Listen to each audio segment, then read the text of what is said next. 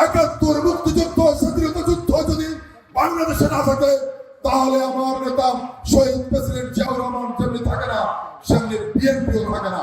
আমরা বলতে চাই 71 স্বাধীনতা যুদ্ধ মুক্তিযুদ্ধ যদি না থাকে সেরকম শেখ মুজিবুর রহমান সাহেবও থাকেন না, আওয়ামী লীগও থাকেন না।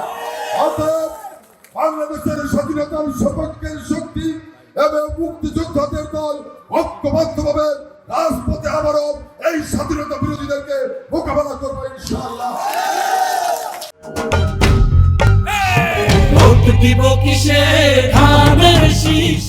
প্রিয় উপস্থিতি, আজকে নির্বাচন এসেছে, স্বাধীনতা বিরোধী জোট করেছে, সেই জোট থেকে আজকে এখানে মনোনয়ন দেওয়া হয়েছে। আজকে আমরা দেখতে পাচ্ছি এই টুঙ্গিপাড়া কুটালীপাড়া আসনে আজকে রাজবাড়ির থেকে এক ভদ্রলোক আসছে, মাথায় চিন্তা ক্যাপ পরে, ওই পাকিস্তানিরা যে ক্যাপ পরে আজকে এই এলাকায় চলাচল করতো ঠিক সেই একই ক্যাপ পরে উনি সনাতনী ধর্মাবলম্বী একজন মানুষ। উনি মানুষকে ধোঁকা দেওয়ার জন্য এই টুঙ্গিপাড়া কুটালীপাড়া এসে নির্বাচন করার পায়তারা করছে।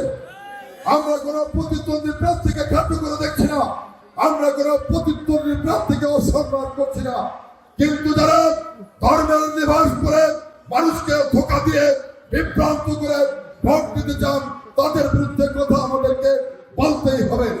ফিরে উপস্থিতি, একজন এসেছেন জিন্নাকে আপনার রাজবাড়ি থেকে গেলে এমপি হওয়ার জন্য স্বপ্ন দেখছেন, আরেকজন এসেছেন সেই সুদূর কাশিয়ানী বক্সেরপুর থেকে, উনি এসেছেন এই শীতকালে টুঙ্গিপাড়া কোটাবেলা মানুষকে পাখা দিয়ে বাতাস করার জন্য। আমরা সবকিছু বুঝি, আমরা সবকিছু জানি, কিন্তু শুধুমাত্র বলতে চাই টুঙ্গিপাড়া কোটালীপাড়া মানুষের বাতাস আপাতত করার কোনো প্রয়োজন নাই। এখানে অনেক মানুষ রয়েছে, বাতাস করার মানুষের টুঙ্গিপাড়া কোটালীপাড়াতে কোনো অভাব হবে না।